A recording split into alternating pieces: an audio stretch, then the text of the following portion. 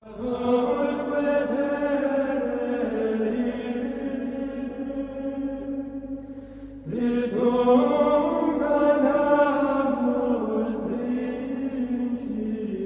canto gregoriano tiene su origen en la antigua música eclesiástica, cantada en la liturgia del rito romano.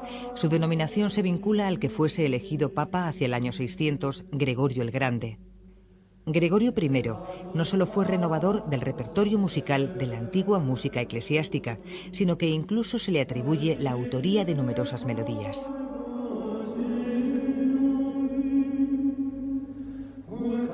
El conocimiento que poseemos de la historia y del origen de las melodías eclesiásticas está lejos de ser profundo, ya que apenas han llegado hasta nosotros rastros suyos anteriores al siglo XI. En la liturgia cristiana podemos destacar un claro influjo de la liturgia judía. En virtud de esta influencia, se descubre en el canto judío los términos generales del discurso melódico cristiano.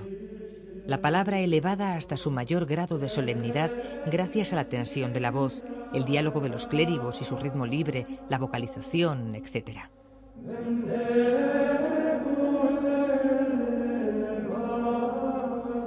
El canto gregoriano fue, en principio, exclusivamente vocal, aunque con el discurrir de los siglos se introdujo el órgano en la música gregoriana, acontecimiento que ha motivado el juicio de quienes consideran que el canto gregoriano debiera conservar esta forma desnuda de interpretación vocal sin acompañamiento. El canto gregoriano constituye una auténtica fuente de inspiración para el libre desarrollo de la melodía y la expresión emocional de la música occidental.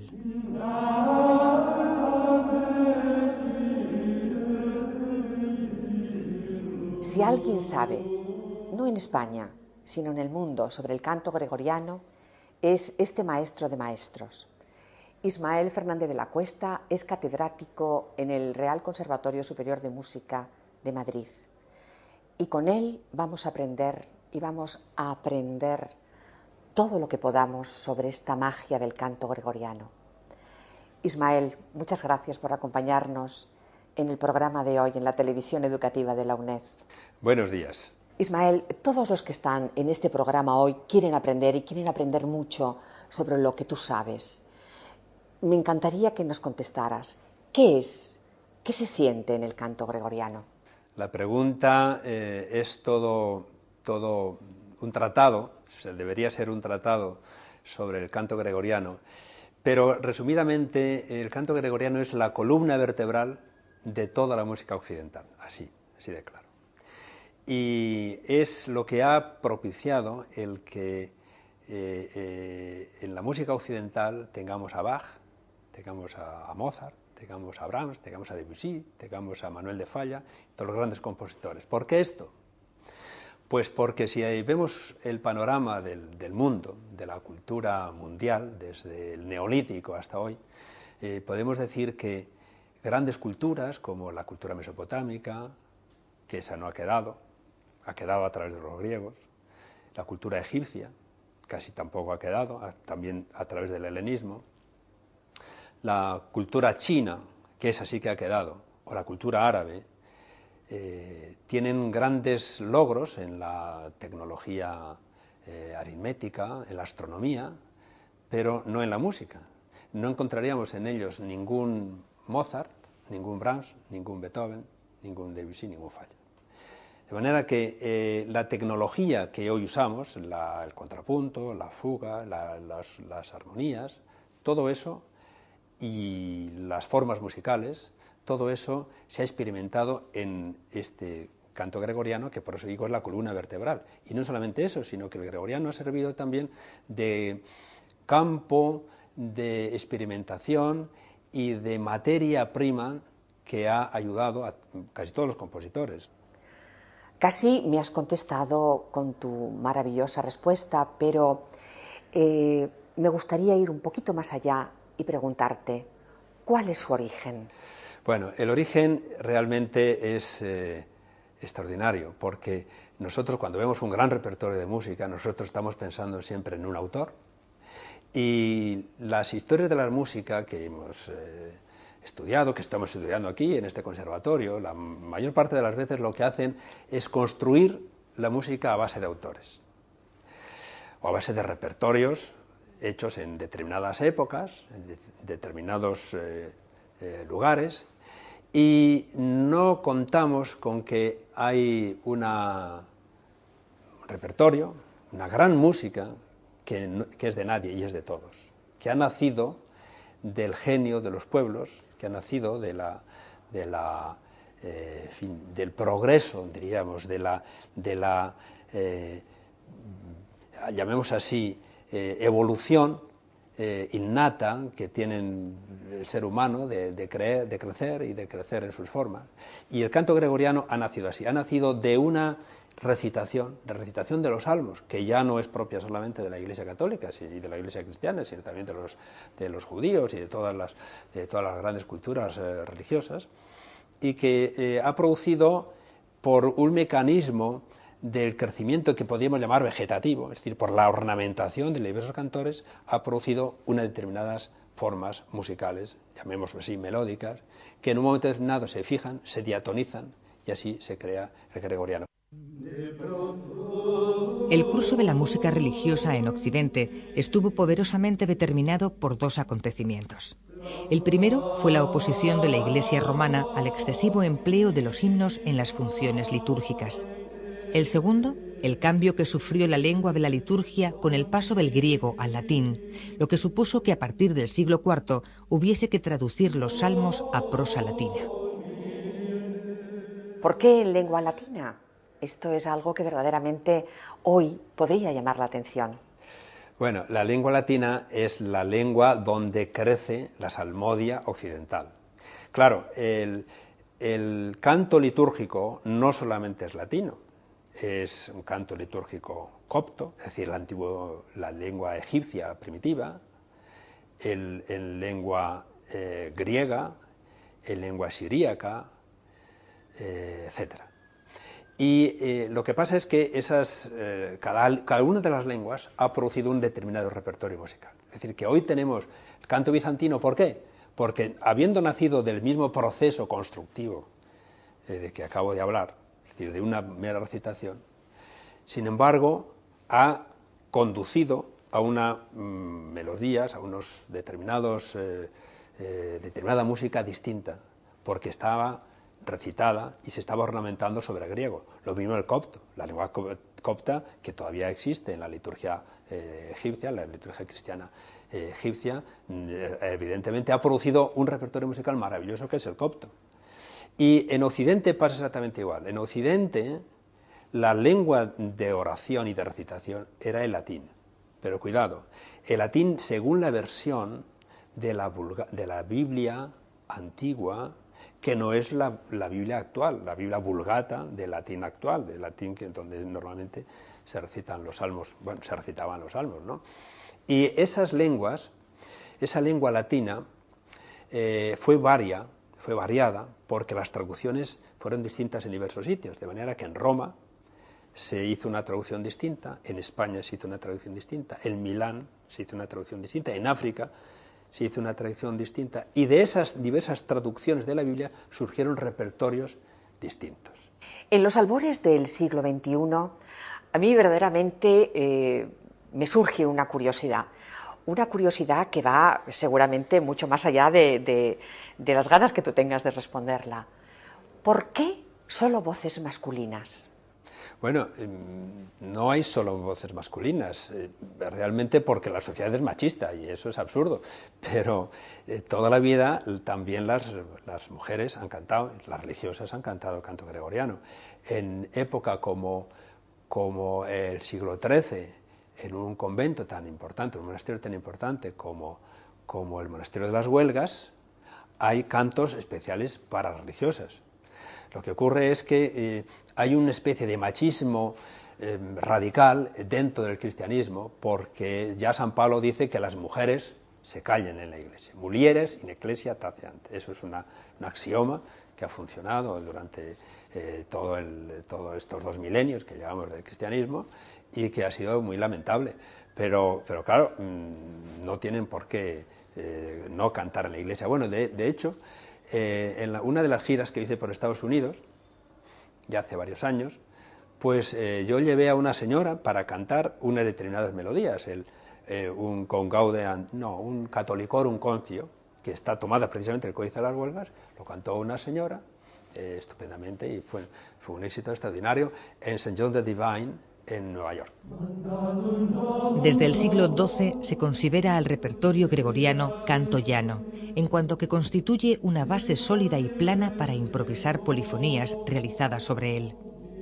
Al mismo tiempo que las notas son sostenidas largamente, se ejecuta una nueva melodía sobre ellas, produciendo un efecto armónico propio de la polifonía.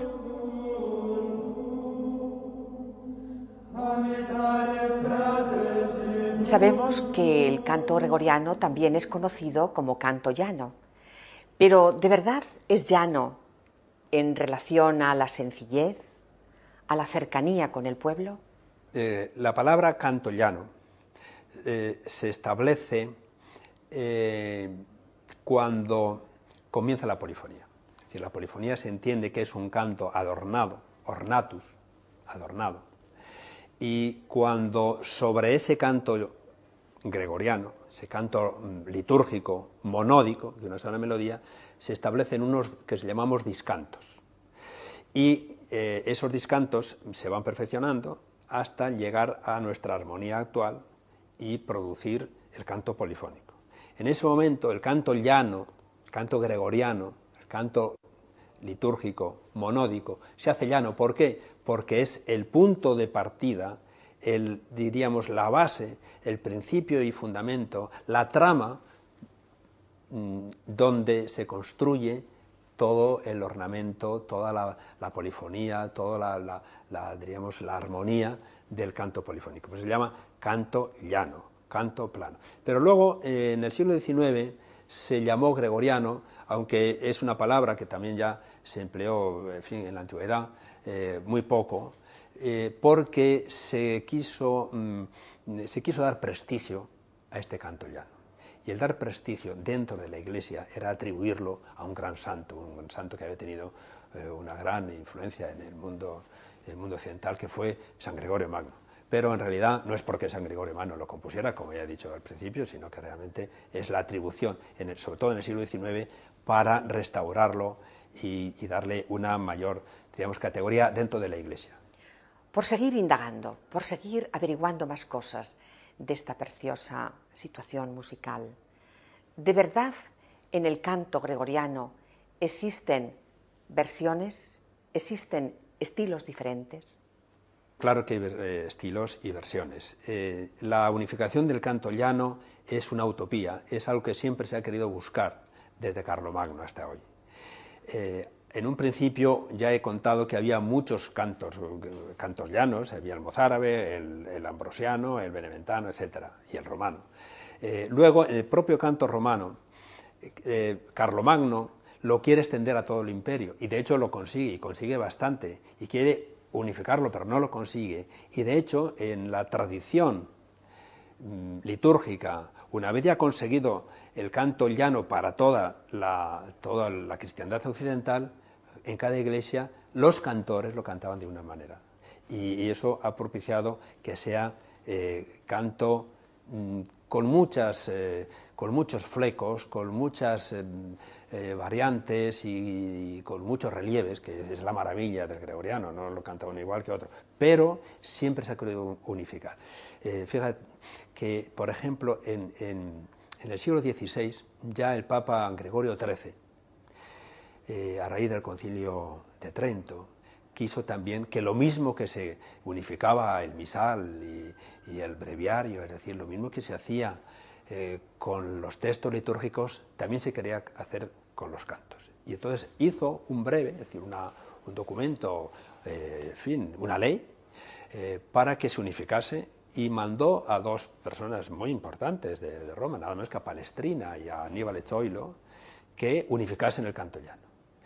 Y se enteró Felipe II, y montó en cólera, mandó a su embajador, que era por cierto un gran músico, Fernando de las Infantas, y le dijo que, bueno, que hiciesen lo que quisieran, pero que España tenía su propio canto, su propia versión, debidas nada menos que a San Eugenio de Toledo, que por tanto, que aquí no iban a aceptar. Debido a su difusión más allá de las estancias del monasterio de Santo Domingo de Silos, el canto gregoriano se ha convertido en nuestros días en un fenómeno sociológico de difícil explicación. Unas grabaciones realizadas en los años 70 y 80, versionadas con posterioridad, otorgaron popularidad mundial a los monjes de esta abadía burgalesa. El notable impacto comercial causado por estas versiones del gregoriano no sustrajeron a este canto de su sentido espiritual. Tanto hoy como ayer se ha escuchado o se ha dicho que se escuchaba mucho canto gregoriano. ¿Tú crees que verdaderamente es un canto cercano o es un esnovismo que la gente, bueno, está de moda hablar de que escucha mucho canto gregoriano? ¿Verdaderamente es un canto que interioriza, que nos hace pensar en la profundidad de cada uno de nosotros? En la música todo es una realidad, porque en realidad al final termina yendo al ser humano. Es decir, ¿qué más da que sea una música verdadera o no verdadera, en el sentido de que esté en las fuentes o no esté en las fuentes, si al final llega al ser humano? Es decir, además la música se va al aire, no es como la pintura que queda en un cuadro, los cuadros de Goya o de Velázquez, que ahí están y tú puedes siempre verlos cuando quieras, porque ahí están y siempre son los mismos. Y esa es la realidad. En la música la realidad no existe más que en el momento en que se hace. Y si tú terminas de escuchar esa música, si no la guardas en el recuerdo, y esa música ya no existe. La partitura es nada, hay que arrancarla. Yo creo que no es esnovismo, es la realidad, es volver un poco a las raíces. Y yo tengo una experiencia realmente extraordinaria, un abanico muy grande, de cantar en Nueva York, en St. John the Divine, o cantar en Filadelfia, o en la maravilla que es el teatro, el auditorio de Nezahualcóyotl de México, y cantar en las misiones jesuíticas de Bolivia, de Chiquitos o de Mojos, que es una maravilla, donde en aquella arquitectura tan naif, tan preciosa, hemos cantado con gente que es analfabeta, no sabía ni leer ni escribir, estaban los padres con los hijos, con los nietos, todo lleno a reventar la iglesia de la Concepción, o la iglesia de San Javier, o la iglesia de Santa Ana, ya reventa. Es una maravilla. Y la respuesta es unánime. ¿Por qué? Porque el ser humano, por mucho que esté en Nueva York o esté en la selva amazónica, somos los mismos. Y entonces el gregoriano sí es cierto que es bien cantado, y sobre todo cuando se canta con profundidad, con conciencia, con conocimiento y sobre todo con devoción y con profundo sentimiento, como nosotros queremos hacerlo, desde luego llega sin duda. ¿Cuánto hay de verdad en la cercanía o lejanía del canto gregoriano en el pueblo? Pues está cerquísima. Y yo creo que es cerca por muchos motivos. Uno de ellos porque el gregoriano tiene la esencia de la música. Y digo la esencia de la música porque tiene la melodía, tiene el proceso melódico en su mayor pureza. Y por lo menos los occidentales, también los orientales, los occidentales tenemos en nuestros arquetipos, en la manera que nosotros tenemos de escuchar música, tenemos el gregoriano dentro. Digo el gregoriano, quiero decir, una manera de entender la melodía, la música. Y sin melodía, pues pocas cosas pueden afectar al ser humano. El ritmo, por supuesto, el ritmo nos hace bailar, nos hace danzar. Y de alguna manera el aspecto rítmico de la música, o sea, el elemento rítmico de la música nos saca de dentro de nosotros mismos hacia el exterior, en tanto que el aspecto melódico nos lleva dentro de nosotros mismos. Entonces, por eso el gregoriano, que es melodía pura, es extraordinario, porque llega a todo el mundo y nos nos introduce dentro de nosotros mismos, de nuestra interioridad. Ismael, la Universidad Nacional de Educación a Distancia, dicen los malos entendidos que está a distancia, pero no es cierto. Y te voy a decir por qué no es cierto. Hace muchos años que yo fui tu alumna y siempre he recordado que cuando quisiera aprender sobre el canto gregoriano, la UNED se tenía que acercar al mejor profesor y al mejor transmisor de este tipo de canto. Ese mejor profesor que yo tuve eres tú, Ismael. Muchas gracias por todo lo que dejaste en mí y por esas incógnitas o interrogantes que me ayudaron a seguir buscando. y a seguir buscándote en este caso. Muchas gracias. Y a ustedes, ¿qué les voy a decir? Creo que hoy hemos aprendido lo que estábamos necesitando saber y nos ha dejado una vez más las puertas abiertas para seguir aprendiendo. Gracias otra vez.